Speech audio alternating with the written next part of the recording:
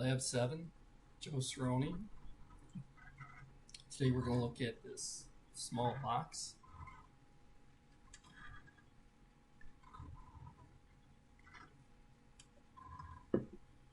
And we're going to model that with AutoCAD, and it's just basically what it says it is. It's a small box. And the dimensions are given as 100 millimeters by 100 millimeters. And he kind of did this thing where he twisted it. We're going to just model it quite basically. And we are going to use the measurement units that they have specified. And we basically model it the same way, where we'll create a box 100 millimeters by 100 millimeters.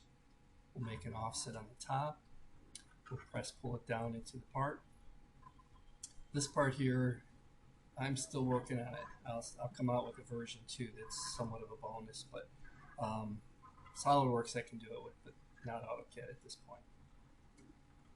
So what does that look like? Well, basically it's going to look like this, where we're going to start off with a 100 millimeter by 100 millimeter rectangular feature, square feature.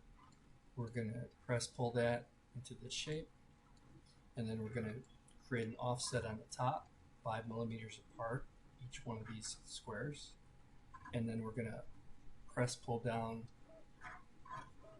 and then we're going to press pull up the lip, and I'll make a specific video for that. Okay, so that's the quick recap. If we take a look at file, it's currently printing.